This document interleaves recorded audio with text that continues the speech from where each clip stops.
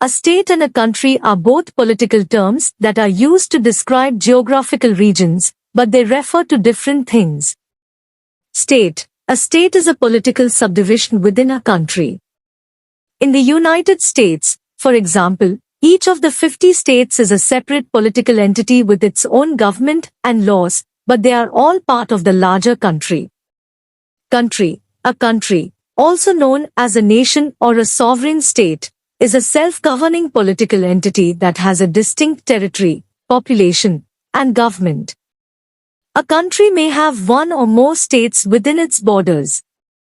In summary, a state is a subunit within a larger political entity, while a country refers to a self-governing political entity.